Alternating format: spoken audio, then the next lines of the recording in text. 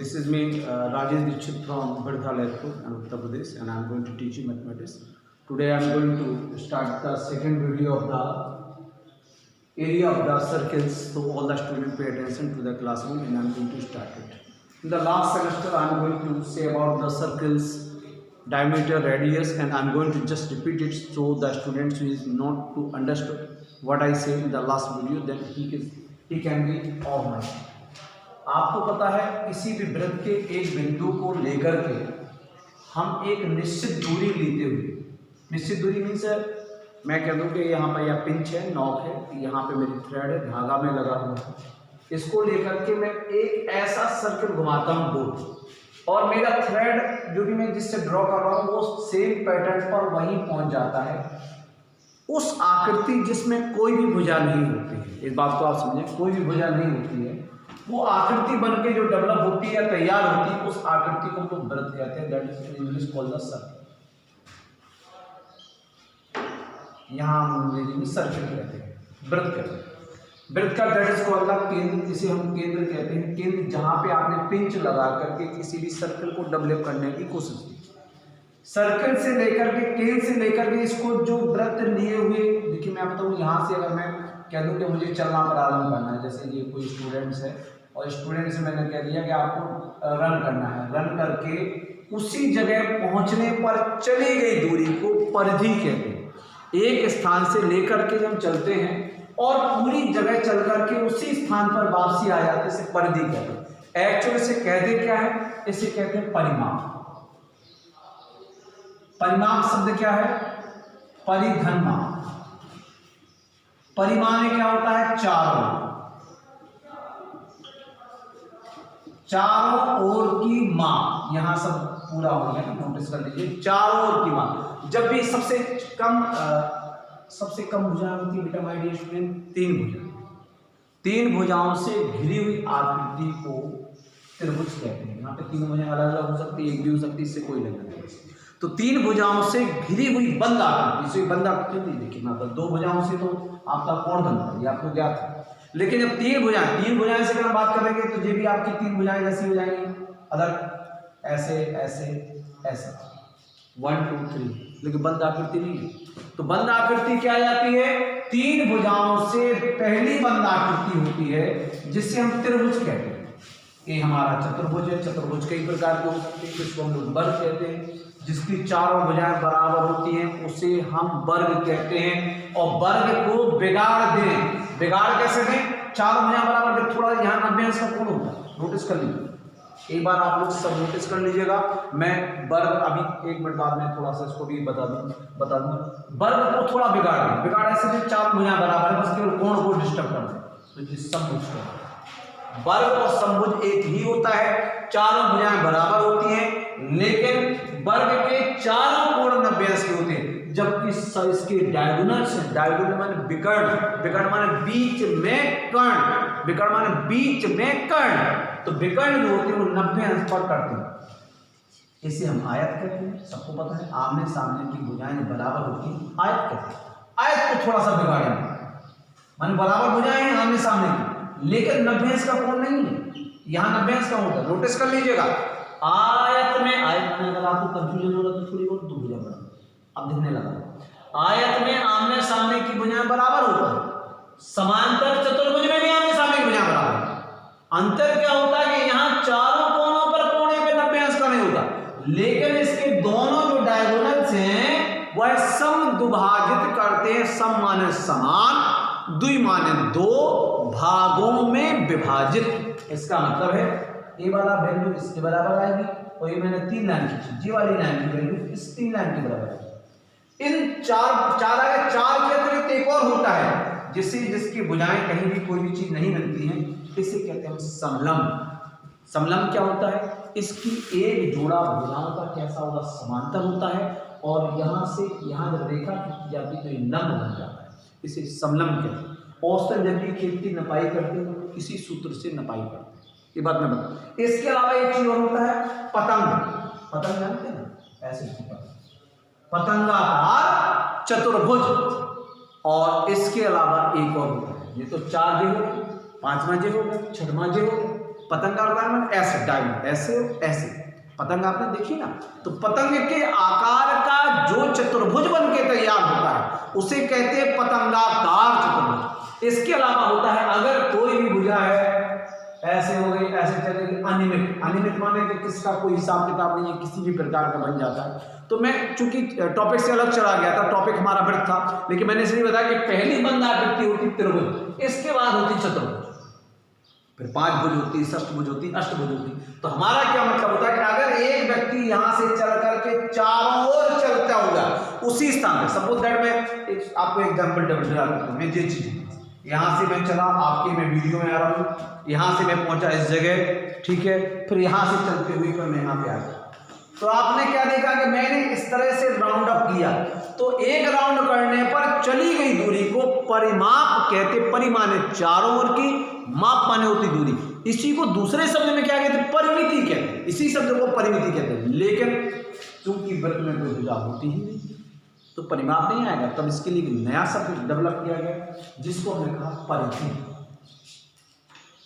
Notice कर लीजिए, परिधि क्या है, परिधि ही परिमाप है, बस इसके लिए नाम अलग कर दिया गया। माय डियर स्टूडेंट, आप लोगों के एक नाम होते हैं, नाम के अलावा एक चीज होती है निकनेम भी जानते होंगे आप। निकनेम जानते हैं, एक आपका चालू नाम होता है, किसी व्यक्ति का पर्टिकुलर नाम होता है, घर में उसको किसी दूसरे नाम से पुकारा, that is called the nickname. My dear student, ऐसा मान सकते हैं पेरीमीटर्स कहलाते हैं, these are called the perimeters. तो इसका एक नाम क्या है, ये आपकी परिधि है। अब आपको क्या पता हो गया, त्रिज्या क्या है, त्रिज्या केंद्र से लेकर के परिधि तक, परिधि की किसी भी जगह, केंद्र से लेकर परिधि की किसी भी जगह स्पर्श करने वाली रेखा को, छूने वाली रेखा को त्रिज्या कहते हैं।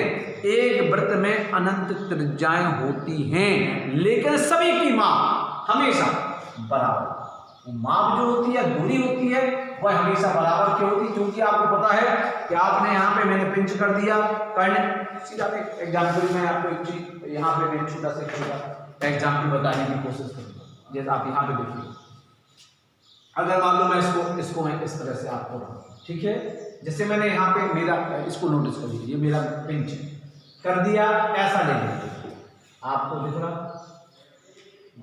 ये क्या बन गया, आपने क्या देखा, मैंने पेन को इस जगह ले लिया और जो टॉप जो था उसको मैंने डिसेंटरिंग कर ली, करने के बाद मैंने उसको घुमा दिया, तो ये क्या बन गया, तैयार हुआ, डेवलप हो गया, ये वृत्त हो गया। इसी चीज को तो बताते हैं हम लोग, यही वृत्त हमारा है कि किसी भी एक बिंदु पर लेकर के, लेकर यहाँ एक बिंदु से, यहाँ किसी भी बिंदु से खींचे जाने वाली जो रेखाएं होंगी अनंत, वो रेखाएं क्या होंगी, वो बराबर होंगी, इसी को हम लोग त्रिज्या।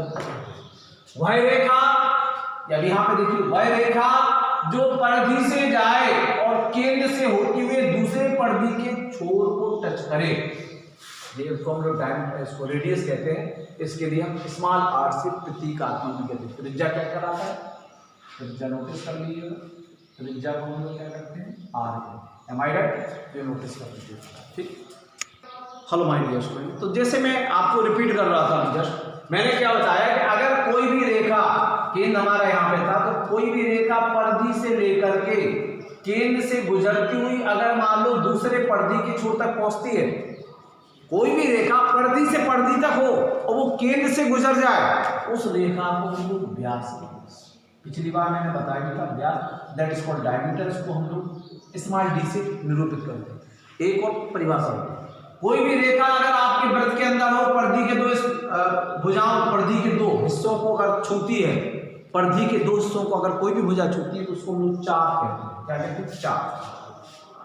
और एक बात जानिए, प्रत्येक चाप, अब डायमीटर के साथ क्या है, डायमीटर भी वृत्त के अंदर है और परिधि के दो हिस्सों को छू रही है, एम आई राइट, तो ये भी चाप कहलाएगा, तो व्यास भी चाप होता है, ये बात जान लीजिए। Sorry, very sorry, that is called the जीवा, एम आई सॉरी, चाप, चाप अलग होता है, चाप ये चीज चाप कहलाती, ये कहलाता जीवा। जीवा क्या है, वृत्त के अंदर कोई भी ऐसी रेखा जो परिधि से परिधि तक स्पर्श करे, वृत्त के अंदर, बाहर नहीं, अंदर, परिधि से परिधि तक स्पर्श करती है, उसे हम जीवा कहते हैं। और प्रत्येक व्यास भी जीवा होता है, लेकिन प्रत्येक जीवा व्यास नहीं होती, तो इस बात को आपको नोटिस करना। अब चाप क्या कहलाता है, कोई भी वृत्त है, मैंने कहा एक वृत्त डेवलप किया, वृत्त का मैं एक हिस्सा निकालूंगा, ये मैंने हटा दिया। ये चीज क्या है, यही चाप है ए बी। अब आप कहेंगे कि ए बी चाप है, तो माय डियर ए बी जब आप लिखेंगे तो वो चाप नहीं है, वो एक्चुअल क्या है, वो भुजा ही है। अगर इसको चाप बताना है तो आपको एक अर्धचंद्राकार ये चाप है। हम कहेंगे ए बी, तो ए बी क्या है, भुजा। लेकिन इसको जब हम एक चंद्राकार बनाते हैं, चंद्र के आकार का बनाते हैं, जस्ट चाप के मात्र। अब यहाँ चाप जब होता है, हमने कहा इसको पूरा वृत्त बना दिया मैंने, तो आपको अगर यहाँ से काटता हूँ मैं ए बी, तो यहाँ से बात ध्यान दीजिए, इस चाप इस जीवा के द्वारा यह वृत्त दो हिस्से बढ़ जाता है। नीचे वाला हिस्सा कहलाएगा लघु वृत्तखंड, वृत्त का खंड। जब भी कोई रेखा से हम वृत्त को काटते हैं, काटना माने होता है अलग हो जाना। यहाँ पे प्रतिच्छेद की बात आएगी, प्रतिच्छेद करते हैं, प्रतिच्छेद माने काटा तो गया हो लेकिन वह वस्तु उससे अलग नहीं हुई हो, तो उसे कहते हैं प्रतिच्छेद। तो जब हम किसी चीज को काटते हैं, विभाजित करते हैं, प्रतिच्छेद करते हैं, तो ये वाला कहा जाएगा लघु वृत्त का खंड है। लेकिन कौन सा है, लघु। ऊपर वाले कैसा है, दीर्घ है, तो ऊपर दीर्घ कहा जाएगा, नीचे लघु कहा जाएगा। और इस हिस्से को हम लोग जो कहेंगे, इसको हम लोग कहेंगे दीर्घ चाप, और नीचे वाले को क्या कहेंगे, लघु चाप। दो चाप। अब ऐसी रेखा जब वृत्त के अंदर से बाहर से आए, काटती हुई निकल जाए, छेद करती हुई चली जाए, छेदक रेखा। जब कोई वृत्त स्पर्श रेखा स्पर्श करती है, केवल मात्र छेद ना करे, स्पर्श करे, इसको हम लोग कहते हैं स्पर्श रेखा। दूसरा मैंने एक चीज बताई थी आपको, क्षेत्रफल, क्षेत्र का फल। क्षेत्र मान होता है स्थान, that is called the area, इसको हम लोग एरिया भी कहते हैं, अंग्रेजी में एरिया कहते हैं। किसी भी वस्तु द्वारा, तो मैं यहाँ पे चल रहा हूँ, ऐसे चला, यहाँ पहुंचा, यहाँ मैं पहुंचा, या फिर मैं राउंड में मैंने जगह के लिए सीधा सीधा सिंपल समझ लो, मोड है।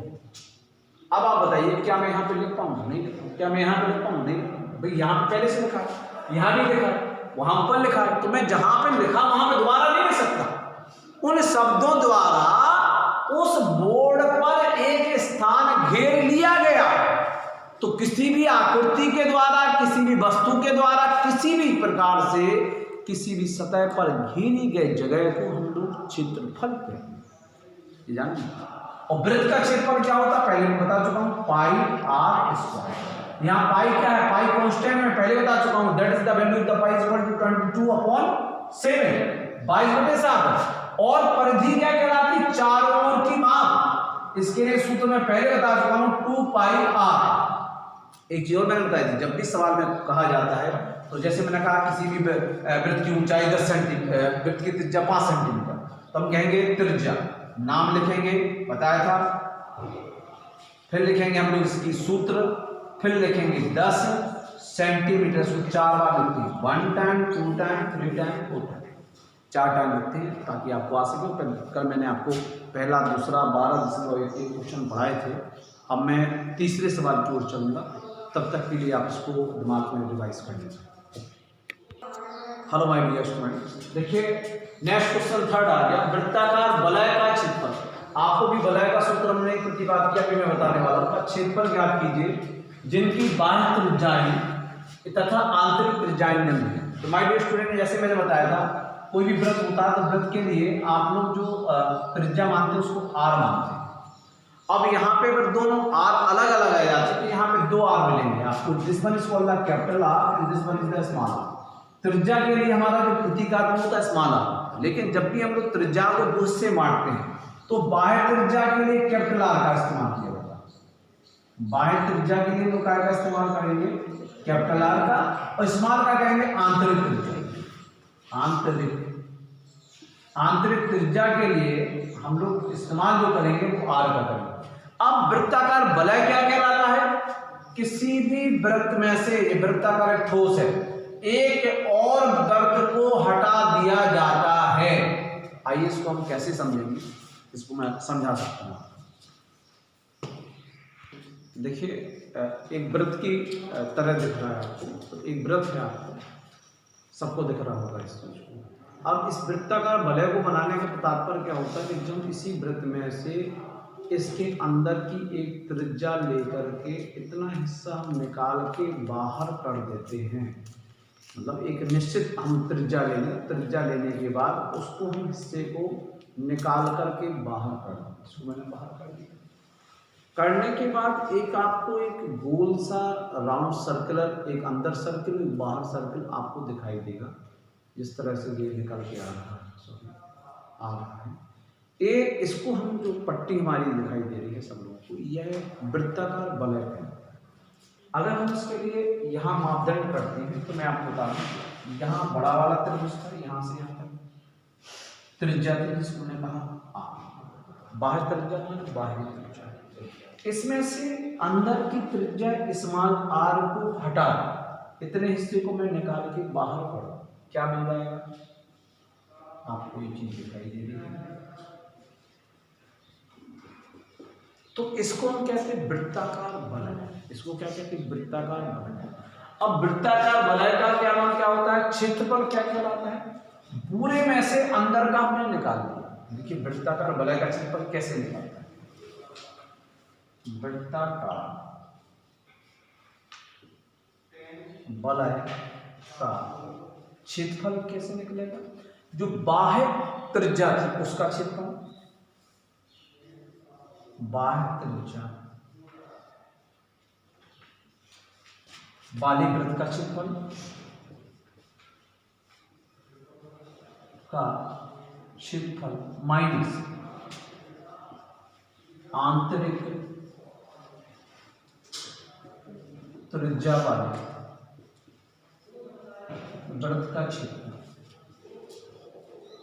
बाहर का क्षेत्रफल क्या होगा? Pi capital R square minus pi small R square. समझ में आता है? बाहर का जो क्षेत्रफल था कैपिटल आर, आपको समझ में आ रहा? सबको आ रहा समझ में कि नहीं? तो बाहर वाला जो वृत्त था उसमें से मैंने अंदर वाले वृत्त को निकाल के बाहर कर दिया। इसको मैंने निकाला, ऐसे उठाया, हटा, तो हमें ये पट्टी मिल गई। मैंने यहाँ बताई पट्टी किस तरह थी, मैंने आपको बताया था। देखिए पट्टी माफिक मिल गई है, ये चीज आपको दिखाई दे रही है।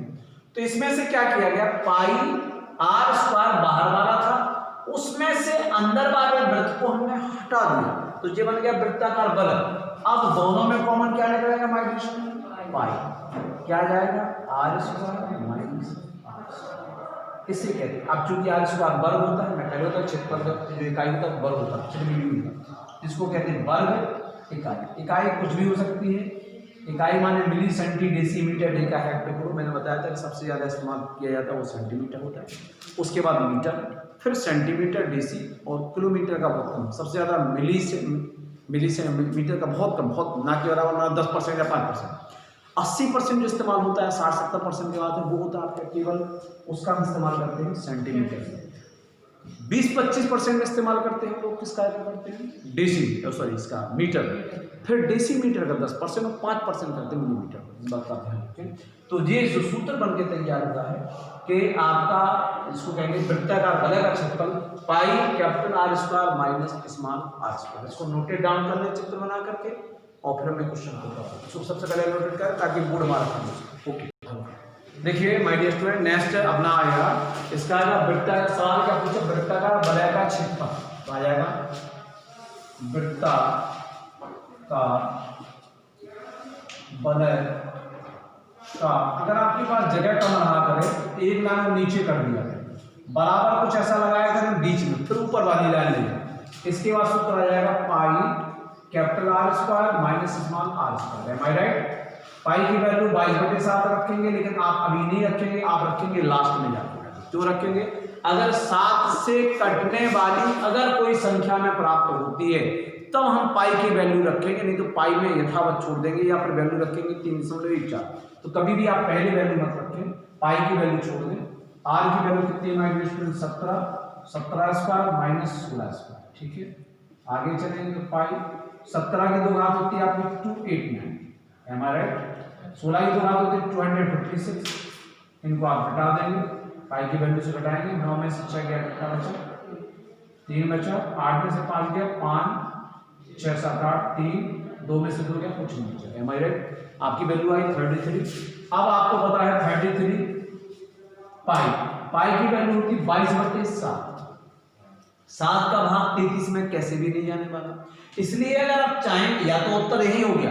अब क्या कहेंगे सर इसकी इकाई क्या आएगी? तो माय डियर स्टूडेंट, क्षेत्रफल के लिए मैंने वर्ग इकाई कहा था। क्यों कहा था? मैंने इसके लिए बताया था आपको सूत्र। अगर आपका पाई आर स्क्वायर क्षेत्रफल का सूत्र होता है, नोटिस करिए। अगर मान लो तुम्हें कहते हैं आर का मान हमारा 7 सेंटीमीटर, क्या है सेंटीमीटर? 7 सेंटीमीटर, कि हम आखिर इस वर्ग क्यों कहते हैं? मतलब इसको घन क्यों नहीं कहते या वर्ग क्यों, वर्ग कहती क्यों, वो भी मैंने पिछले वीडियो में बताया था, दोबारा फिर देख लीजिए। तो पाई का मान कितना कहलाएगा 22/7।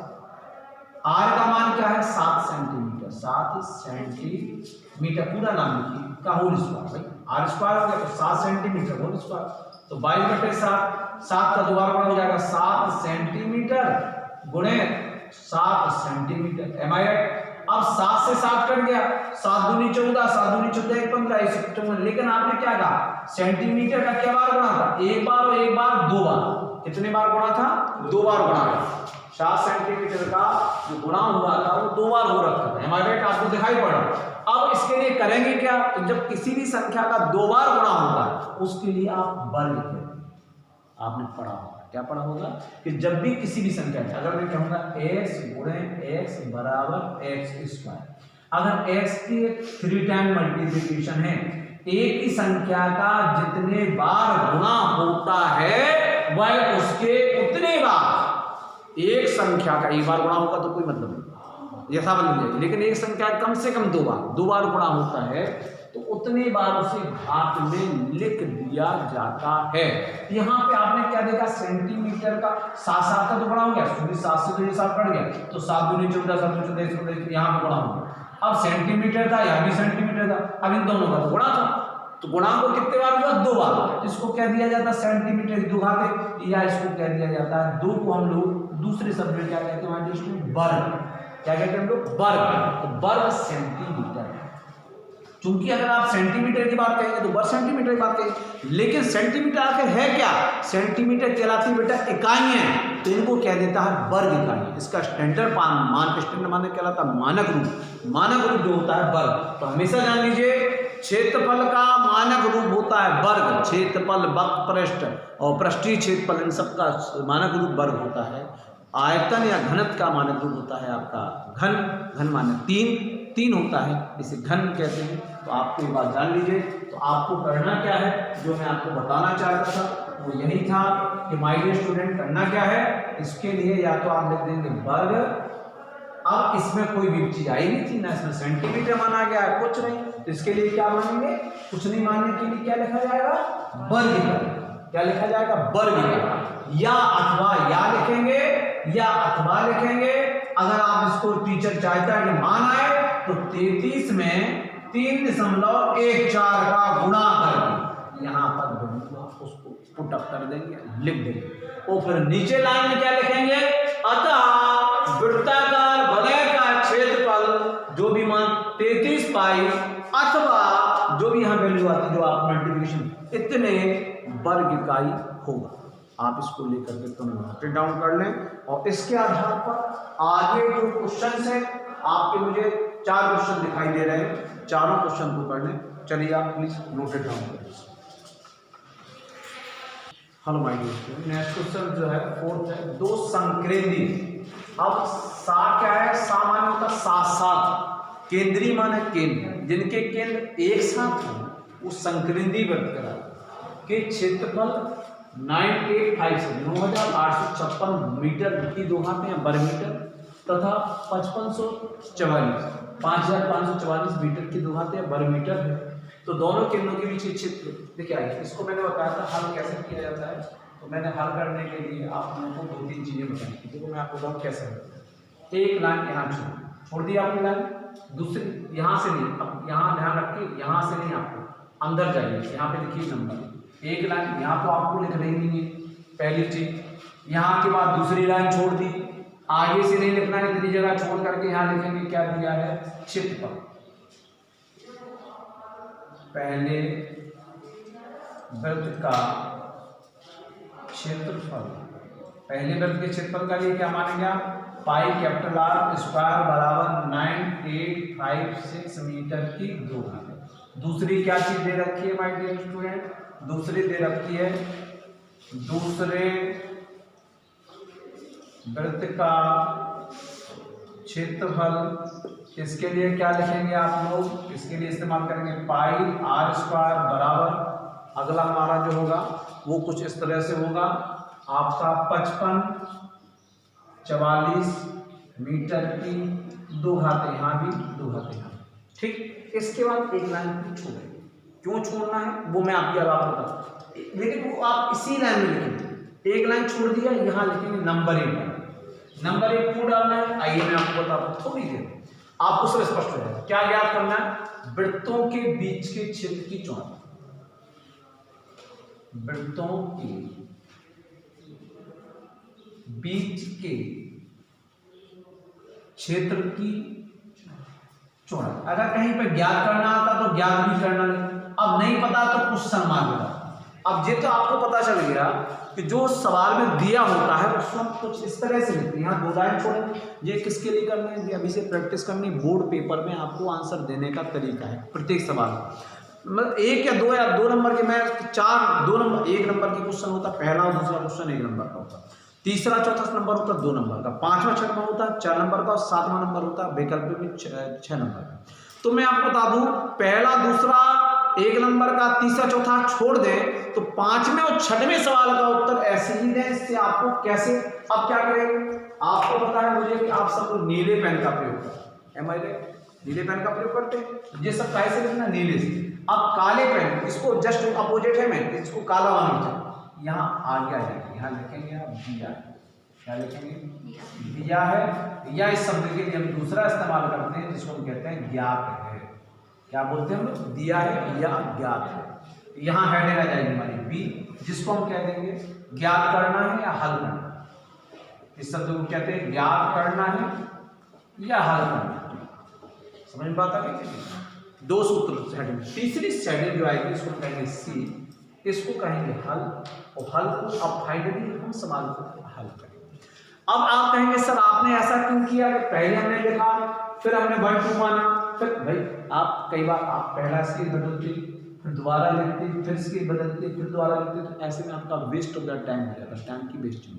तो पहले हम एक काम करेंगे, दूसरा करेंगे, हटा देंगे और फिर सीधा सीधा नीला करेंगे, या फिर हम सीधा 2 लाइन यहाँ 1 लाइन छोड़ेंगे, फिर यहाँ के बाद सवाल हल करते चले। लाइन इस बात का ध्यान रखेंगे, आपको जो हल करेंगे तो हल इस साइड से करेंगे, ऐसे आगे नहीं आएंगे, क्योंकि इसकी एक लाइन अलग होती है, इसके ऊपर लाइन अलग लेके चलिए। इस बात का विशेष ध्यान रखें, सब लोग ये नोटिस कर लें। मैं चाहूंगा कि इसको काले पेन से भी आपके पास अवेलेबल है या फिर आपके पास काले स्केच अवेलेबल है, उसके हिसाब से सवाल को बिल्कुल सेट करें।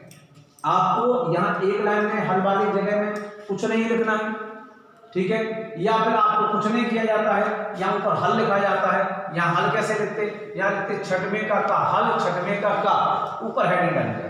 उसके बाद तरीका इस तरह से लिखा जाता है, जो बोर्ड में लिखने का तरीका है, इसकी प्रैक्टिस आपको कई बार करनी पड़ेगी ताकि आपको आ सके कि इसको लिखा कैसे जाता है। तो पहले तो मैं आपसे यही कहूँगा, मेरा बोर्ड खाली होने के पहले आप इसको नोट करना, ठीक, कि कैसे लिखा। हेलो माय डियर स्टूडेंट, जैसे मैंने आपको हल करने का तरीका बताया था, अब हम लोग चलते हैं दो माने आप जानते हैं, संकेंद्री मैंने क्या कहलाता है, एक वृत्त चित्र भी बनाया करें, उसका केंद्र ये था, इसी केंद्र को लेकर के दूसरा वृत्त भी बनाया जाएगा। तो जो दोनों वृत्त में पहले की स्मॉल आर होगी तो दूसरे की होगी कैपिटल आर, इसे कहते हैं संकेंद्रीय या फिर आपके वलय, इसको वलय भी कहते हैं। अभी मैंने पहले वलय में शुरू बताया, तो संकेंद्रीय वलय में कंफ्यूज मत हो, दोनों चीज एक ही कहलाती है। 2 संकेंद्रीय वृत्तों का क्षेत्रफल 98, सब यहाँ पे 2 वृत्त की क्षेत्रफल होगा, एक बड़ा होगा एक छोटा होगा, दोनों वृत्त अलग है। यहाँ किताब यहाँ पे या लिखना है, जबकि आप गलत है, दोनों अलग अलग है, तो दोनों में अलग अलग है। तो पहला संकेंद्रीय वृत्त है, इसको हम कहेंगे, पहला संकेंद्रीय वृत्त का क्या होगा, क्षेत्रफल में जैसे लेकर रखा था, इसको कहेंगे पाई कैपिटल आर स्क्वायर बराबर 9856। इस पर समझ लीजिए। अब इसको कैसे करना है, 9856 आपको समझ में आ गया। अब आर की भी, इसको उसने कहा कि दोनों संकेंद्रीय वृत्त में 9856 पहले वाला पूरा वृत्त की बात करेंगे तो 9856 है, अंदर की बात करेंगे तो 55 44 है। तो अगर हमें दोनों की, उसने कहा कि इसके बीचों की चौड़ाई क्या है, चौड़ाई कैसे आ जाएगी, बीच की चौड़ाई जो कहेंगे, जो कैपिटल आर आएगा उसमें से हमें स्मॉल आर को हटा दें, होगा क्या, यहां से यहां तक है कैपिटल आर, इस कैपिटल आर में से स्मॉल आर को हटा करके ये वाला हिस्सा जो आपको दिखाई दे रहा है, इसकी चौड़ाई हमें प्राप्त करेगी। कैपिटल आर कैसे निकलेगा, यहाँ पाई आर स्क्वायर में से एक वैल्यू आर की वैल्यू यहाँ पे छुपी हुई, यहां से वैल्यू निकलेगी आर। आपको पता है pi is always be a coefficient and it has the value is 22/7 22/7 होता है। जैसे उसमें दे भी रखा है कि आप मान रखिए औसतन क्या होता है कि जहां पर डाउट होता है तो वहां पे मान रखा जाता है 22/7। आपको ध्यान रख लें कि अगर आपको कोई भी अदर वैल्यू भी दी जा सकती है, कभी कभार बहुत लंबी वैल्यू भी आती है, मैंने देखी है, वो वैल्यू क्या आएगी वो मैं आपको समय के साथ बता दूंगा। तो यहाँ पे हम इसको ले लेंगे तो पाई माने 22/7 multiply by capital R square is equal to 9856। Capital R square is equal to 9856 multiply 7 नीचे था तो कहां जाएगा ऊपर, और 22 कहां आएगा नीचे आएगा, तो 7/22 आएगा। आगे से अब माय डियर स्टूडेंट मुझे 2 से काटना, तो 2 से विभाजित हमने आपसे कह रहे सिंपल चीज यहां पे देखो ना, एक हाथ में अमरूद है एक में आलू है, किस चीज से आप दोनों को काटेंगे, आप कहेंगे चाकू से। क्या ऐसे काटेंगे, चाकू, कुल्हाड़ी से थोड़ी काटेंगे, या आरी से काटेंगे, नहीं काटेंगे, चाकू से काटेंगे।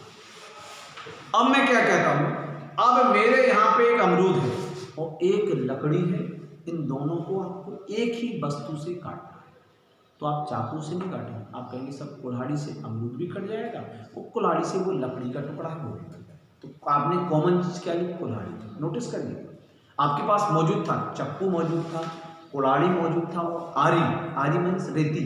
अब मैंने एक लोहे का टुकड़ा आपको दे दिया और मैंने क्या दे दिया, मैंने एक दे दिया आपको बनाना के। हमने कहा एक वस्तु उठाइए उससे दोनों कट जाते, तो आप क्या करेंगे, आप आरी लेंगे, उस आरी से लोहा कट जाता है, उसी आरी से आप आराम से बनाना केला जो है वो काट लेंगे।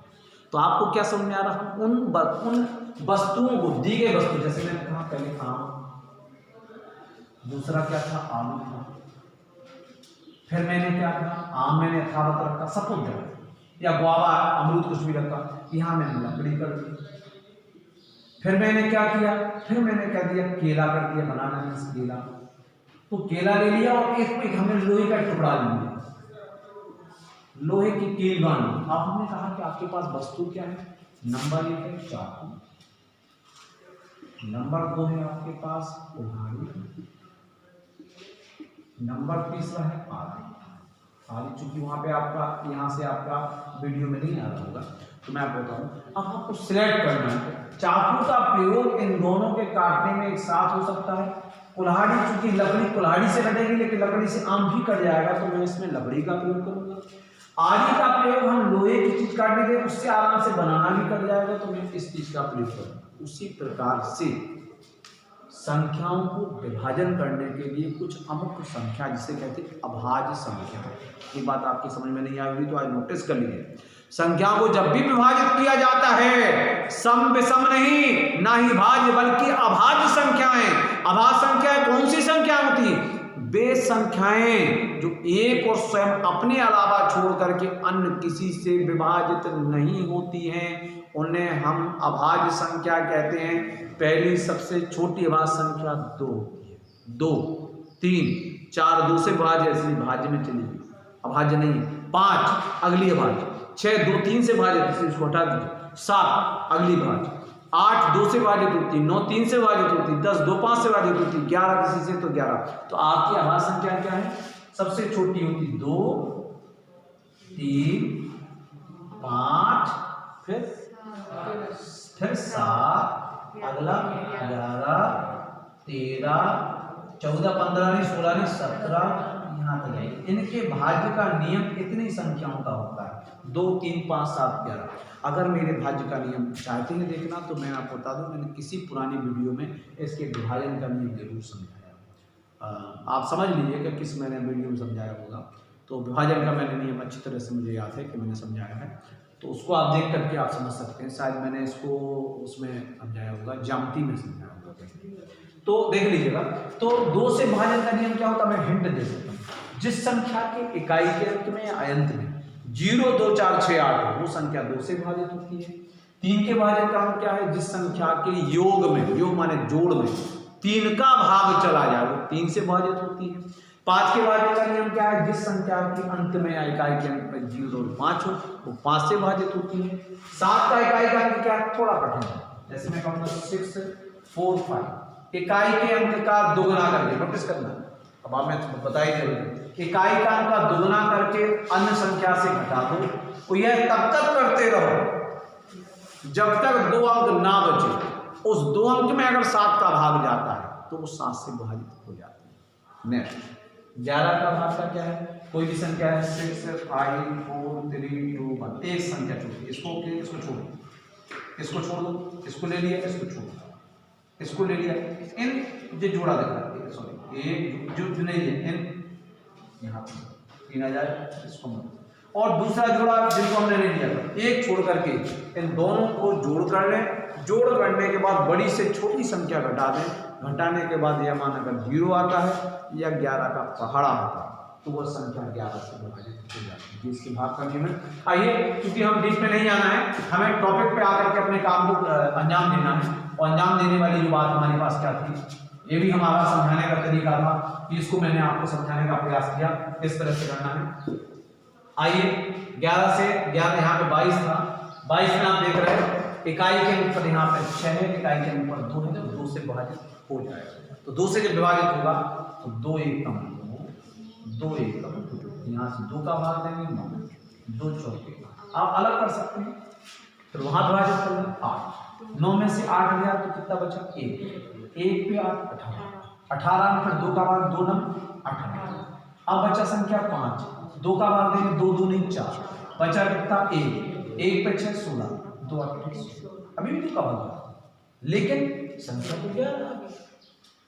अब करेंगे क्या, करने के लिए आपको क्या करना होगा कि 11 का भाग दे के देना। मैंने क्या था, एक संख्या छोड़ दी, 8 दूनी 16 और 1 17, 8 दूनी 16 और 1 17 हो गया, और 4 2 6, 17 में से 6 गया तो बचा कितना 11 बचा, 11 से भाग किया 7 जगह तो रखेंगे, यहाँ 11 देखिए भाग जाता है।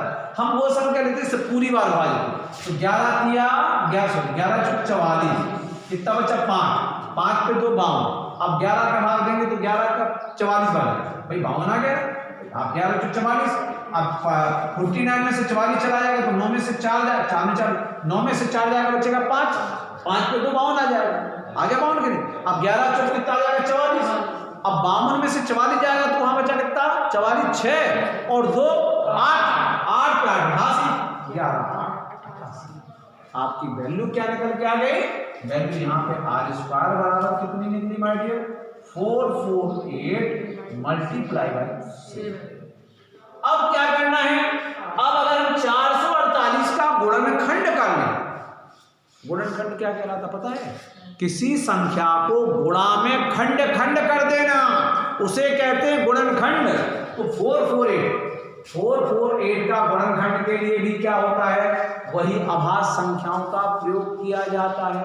सबसे पहले 2 3 5 7 11, आइए अभी अब जब तक 2 का भाग जाए 2 2 2 4 2 पर जा 2 1 1 2 2 का फिर जा 2 2 5 6 10 2 छक्के वाला, फिर 2 को 2 का जा 2 दूनी 4, एक बचा 2 8 16, फिर 2 को 2 का जा 2 1 2 और 4, फिर देखो 2 का जा 2 7 14, अब 7। इसे कहते हैं गुणा में खंड। तो जो वैल्यू आपको देख रहे हैं 448 की जगह क्या जाएगा 1 2 3 4 5 6 टाइम आ जाएगा 1 2 3 4 5 6 1 टाइम 7 और एक साथ आपका बचा ही नहीं। Am I right? वर्गमूल को साइड ले जाएंगे तो हमने बताया था पहले, वर्ग को ले जाएंगे तो वर्गमूल बन जाएगा। वैल्यू किसकी आ गई r, जोड़ा जो एक बार होगा वह बाहर आ जाएगा। मीन्स मैं इसको एक को यहाँ पे हल कर रहा हूँ, प्लीज यहाँ पर देखिएगा, नोट डाउन करिएगा। जब आपका जोड़ा जो होगा वो बाहर आ जाएगा, r इक्वल टू 1 2 3 1 2 3, एक बार 7 दूनी 14 दूनी 28 28 दूनी 56, आप यहाँ मीटर का 56 मीटर। आर की वैल्यू जो होती है, चूंकि आर नहीं से है त्रिज्या माने एक ही संख्या, तो उसके लिए 56 मीटर निकल के आएगा, जो आपने देखा। इसी तरह से आप क्या करेंगे, आप हमारा इसी तरीके से यहाँ पे क्या लिखेंगे, पाई स्मॉल r स्क्वायर बराबर 55 44, इसको आपको पढ़ना। आप उसी तरीके से हल करेंगे, आर की वैल्यू जो निकल के आएगी वो एक्चुअल निकल के आएगी बेटा, कितना आएगी 42 से देखना ना, 42 निकलता है। आप नोटिस कर लीजिएगा, आप करके देख लीजिए। मैं थोड़ा सा मैं इसको ज़्यादा लंबा नहीं खींचना चाहता हूँ। तो पाई आर स्क्वायर की जो वैल्यू हमारी थी, यहाँ पे स्मॉल आर लिखेंगे 5544। 7 का हम लोग क्या कर देंगे गुणा, और 22 का भाग देंगे। भाग के फिर काटना शुरू कर देंगे। जो वैल्यू बचेगी उसका हम गुणनखंड करेंगे। गुणनखंड करने के बाद जोड़ा के साथ निकालेंगे, तो आर की जो वैल्यू निकलेगी वो निकलेगी कितनी निकलेगी, बराबर 42 मीटर निकल के आएगी। समझ में आता है? बीच की चौड़ाई की मैंने बात जो की थी capital R minus small R, तो 56 में से जो ही आप 42 घटाएंगे अगली लाइन यहाँ कितना बचेगा आपका 14 मीटर। ये इसका आंसर होगा 15 मीटर, 14 मीटर इसका उत्तर होगा। इस तरह से आप सवाल को कर लीजिएगा। और माय डियर स्टूडेंट, जैसे मैंने कहा कि मेरी इस वीडियो को लाइक शेयर और सब्सक्राइब करिएगा, ताकि जो विद्यार्थी इस समय कोरोना काल में पढ़ाई से वंचित हैं और मोबाइल की अवेलेबिलिटीज उनके पास हो चुकी उन तक पहुंच सके और वो सब विद्यार्थी बैठकर पढ़ सकें। Thank you very much, most welcome.